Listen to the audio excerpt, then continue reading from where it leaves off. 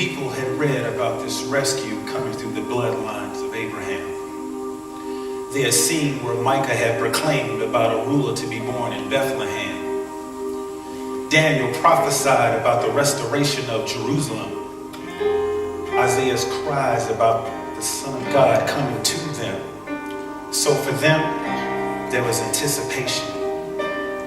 And this groaning was growing generation after generation, knowing he was holy no matter what the situation. And so they longed for him, and they yearned for him, and they waited on the edge of their seat, on the edge where excitement and containment meet. They waited. Like a child who stares out of the window waiting for their father to return home from work, they waited. Like a groom who stares at the double doors at the back of the church, they waited. And in their waiting, they had hope. Hope fully pledged in a God they had not seen. A God that had promised them a king who would reign over the enemy, over Satan's tyranny. They waited.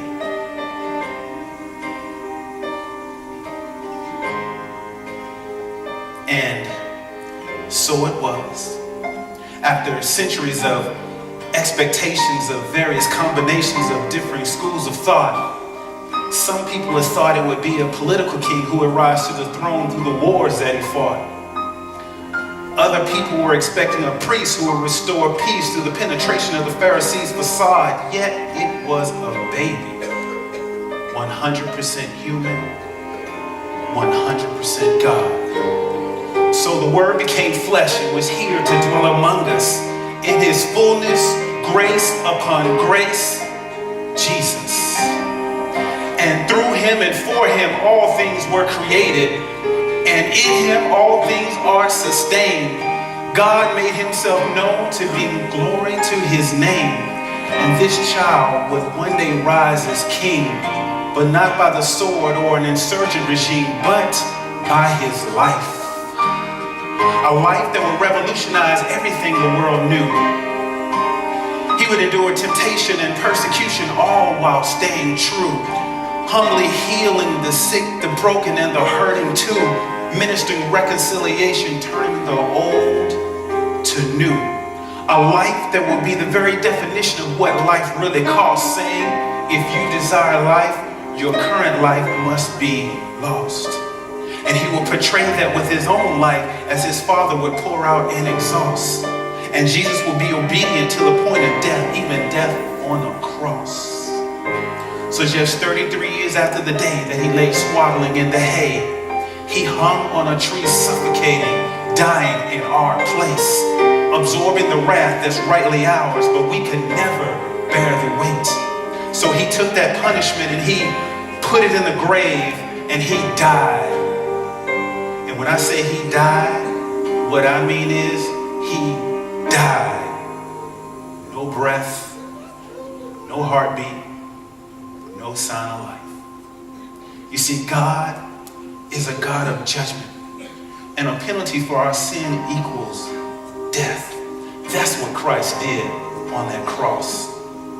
But just 3 days later, in accordance to Scripture, he was raised from the grave. And when I say he was raised from the grave, what I mean is he was raised.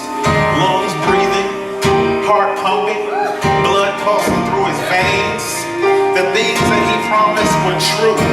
He is the risen Son of God, offering life for me and you. Yes, he turns our mourning into dancing. He turns our weeping into laughing. He turns our sadness into joy. And by his mercy we are called his own. And by his grace we will never be alone. And by his love he is preparing our home. And by his blood we can sing before his throne.